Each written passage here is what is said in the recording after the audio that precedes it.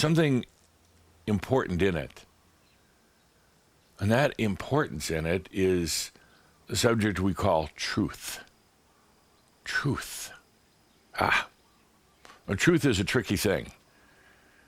Truth can be very misleading. Truth can run you down a lot of rabbit holes and dead ends. And truth becomes very, very philosophical and not necessarily meaningful.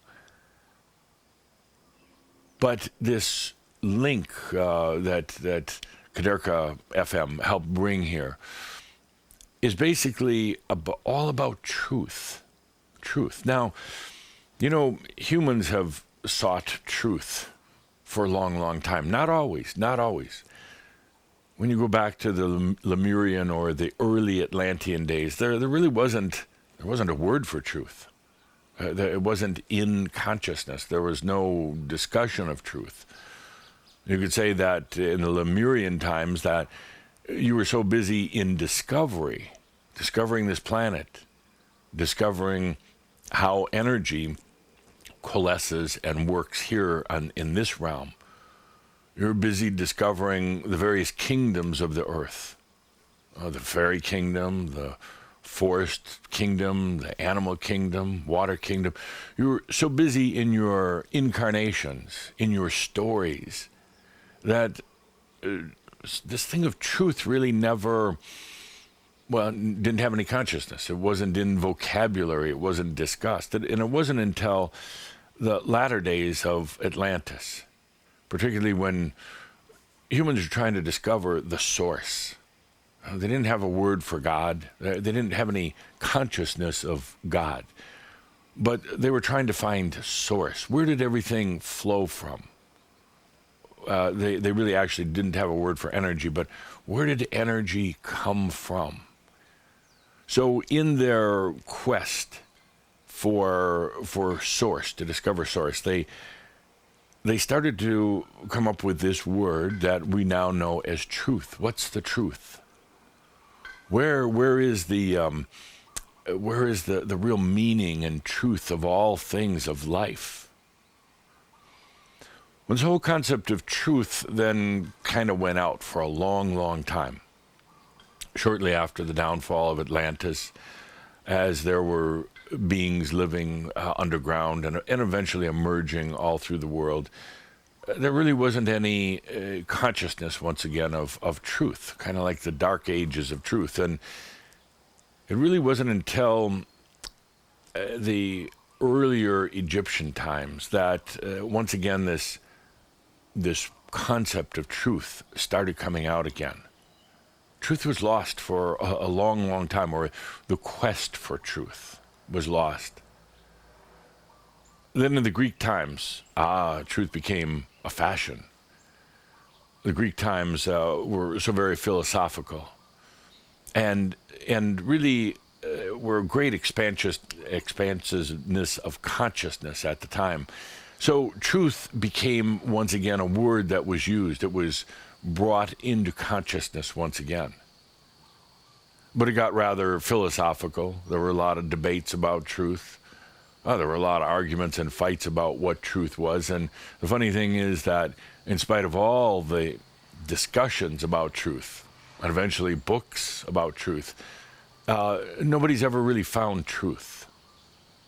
I haven't found truth.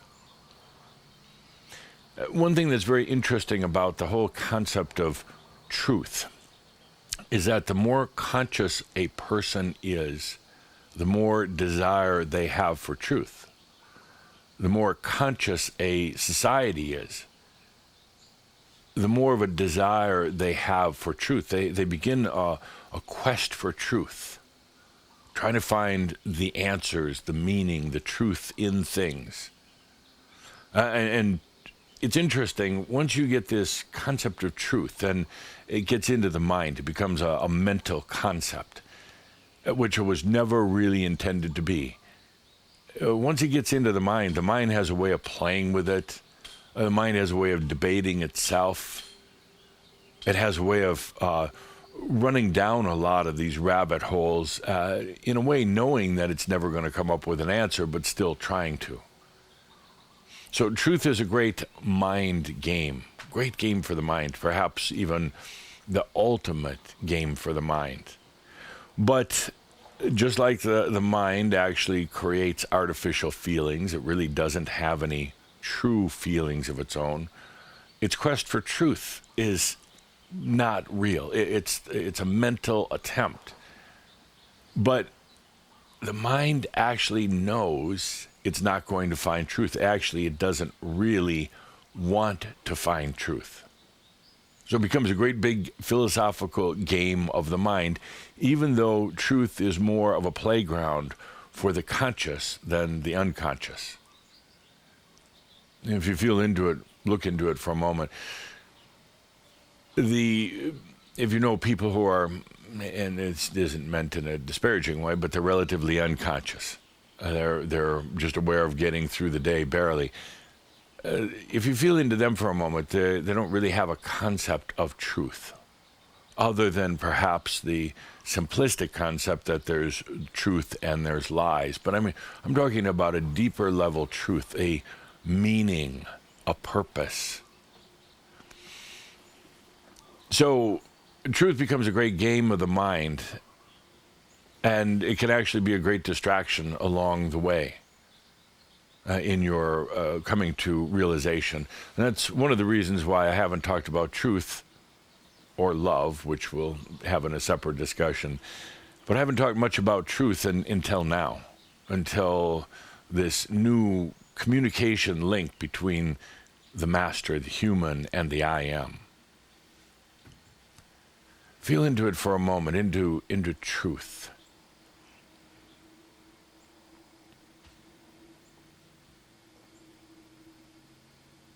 Truth.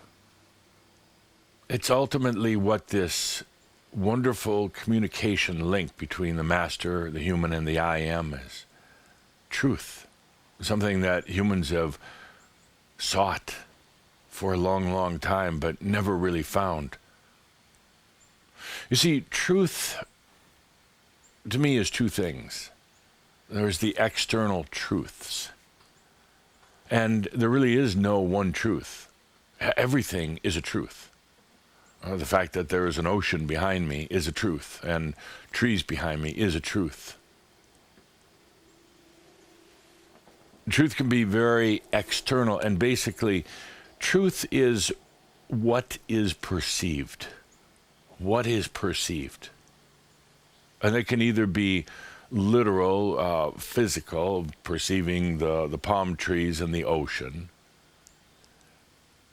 Truth can be what is perceived or actually what is believed. Truth is really, in a way, a level of consciousness. There's truth that you might be either masculine or feminine. And truth that you might be a certain age or weight. Truth that you need a certain amount of sleep at night. And truth that you drive a car. Truth that there are grocery stores. These are all truths, but not the truth. And they're all external. And when people are seeking truth, most of the time they go external. Most of the time they go out there seeking truth. And when truth isn't found here on the planet, then they go off into the other realms. They go off into the stars, in the universe, and beyond, looking for truth.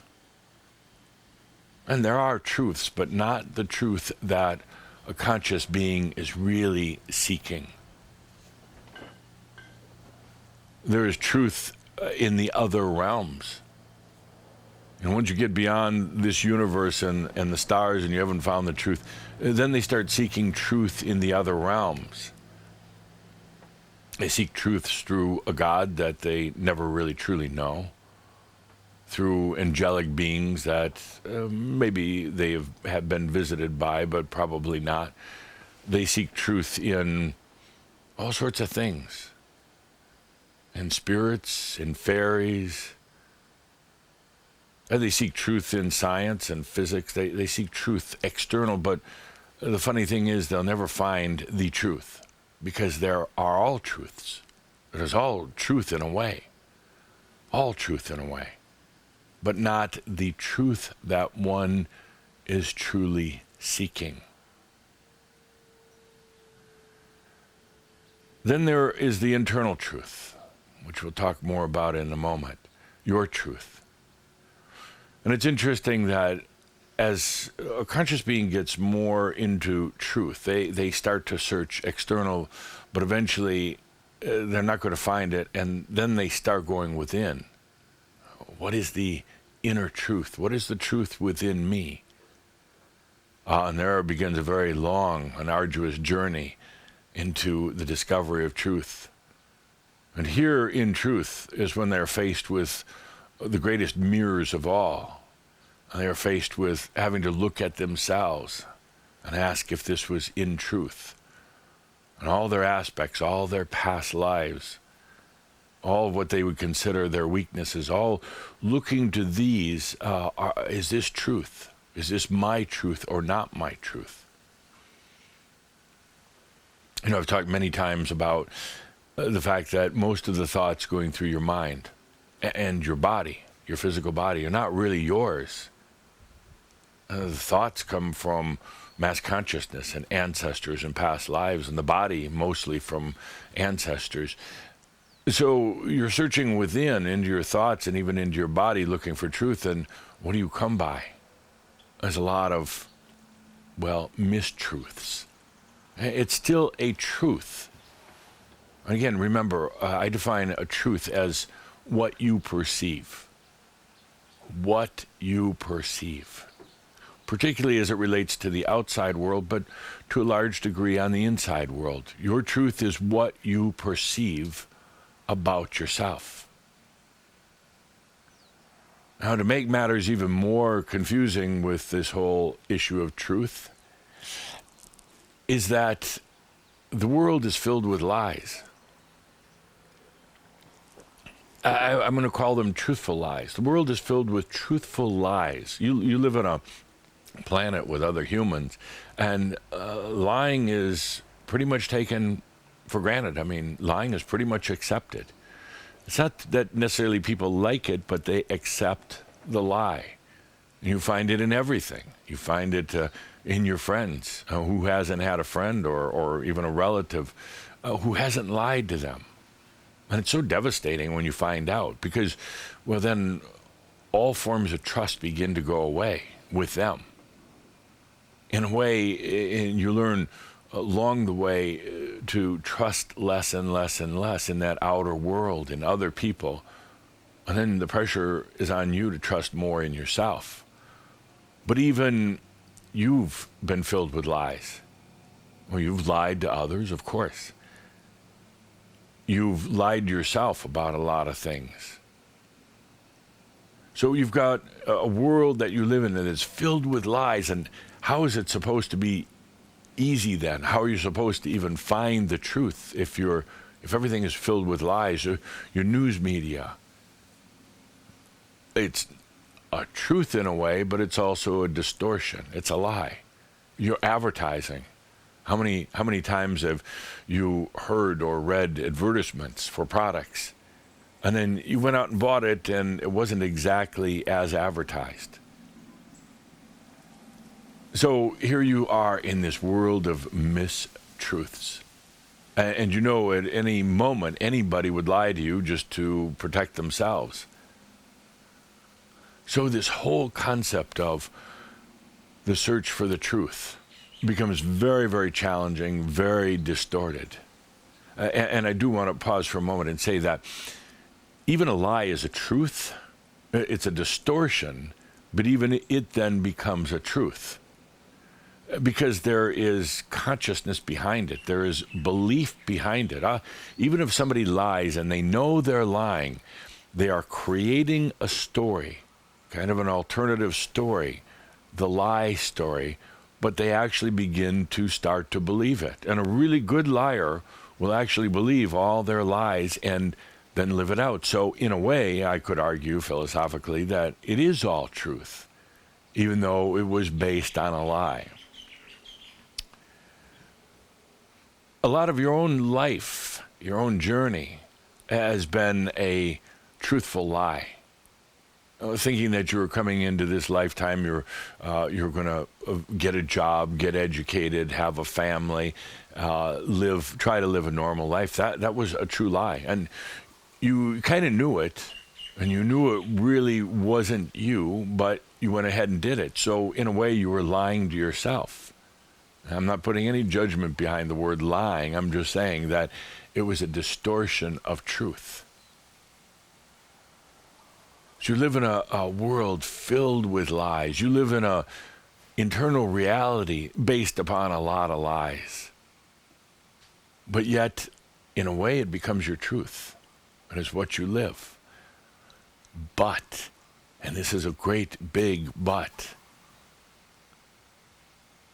you know it's not real. You know it's not you. You know it's not the truth. Now, remember I said that in the external truths, you'll never find the truth. If your desire is to go out there and find a God that's running the whole show, you're not going to find it. If you're trying to find a meaning of life out there, or philosophically, or a meaning of life even through a special potion or anything else, you're not going to. It wasn't designed that you're ever going to find the truth out there. Physicists and scientists can learn more and more and more about your physical reality, but they're never going to find the truth. Theologians, philosophers, they can find out more and more about consciousness, awareness, but they're never going to find the truth out there. For the only truth that there is resides within. The only truth. So when FM, John Kaderka, was looking into this communication link, and he was a software programmer, an electrical engineer in his most recent lifetime. When he was looking for how to create this efficient link between the human and the master and the I am, this communication link, when he was looking at the essence of energy, he really looked ultimately at truth. At truth. The only real truth is within. Now, that doesn't make anything else untrue, because they're all truths out there, even if they're lies. They're all stories, even if they're not based on what you would call reality. Let's come back to the point. Truth is perception, how you perceive something. Perception is awareness. Awareness is consciousness. Let's go through that again. Truth is perception, how you perceive the outer world. You can perceive it any way you want. How you perceive yourself. Perception is simply awareness, being aware of. Some people have a limited perception, limited awareness, and I believe I've told the story of, at one point, some of the indigenous American Indians and some of the other indigenous around the world, they didn't see the ships coming in because they didn't have the awareness. Sailing ships coming in, it simply wasn't in their perception. And I've told you how even in the Atlantean times, the early Atlantean times, you didn't see the stars in the sky at night. And it's hard to believe now because you look out at the night sky and it's filled with stars. But there wasn't the awareness. There wasn't, let's call it the bandwidth to even perceive it. So it simply wasn't there, even though it was there. The truth was there was no stars because that's what you perceived, no stars. So we have perception. Truth is perception. Perception is awareness. Awareness is consciousness. The ability to be aware of, to perceive. You're aware of the reality, the physical reality you live in, but not really so aware of the other realms that are all around. And they're not out there. All the other realms and dimensions are crossing through right here, but you're simply not aware. partly because, A, you really haven't been ready yet. It would have been a little bit of a distraction. And partly also because the mind blocks it. Now, I say the mind blocks it, and now also say that the mind, in a way, has been of service by blocking it. And also that the mind now, in this whole shift into the Amyo life, the mind starts relaxing, letting go of a lot of control, a lot of limitations, to the point where it's going to allow you to perceive things that are beyond the eyes and the ears and the human senses, but also beyond the mind's memory, the mind's qualia. You'll be able to start perceiving things in the other realms in actually a very beautiful way. It won't be overwhelming or disconcerting. In very simple, beautiful ways. So let's take a good deep breath with that. With truth, perception, awareness, consciousness, the ability to perceive all that is outside of you, because actually it's all coming from within. That's the amazing thing. It's all coming from within. You perceive it to be on the outside, but everything is actually being perceived from within. The stars at night, the universe, the galaxies, the vast ocean out here.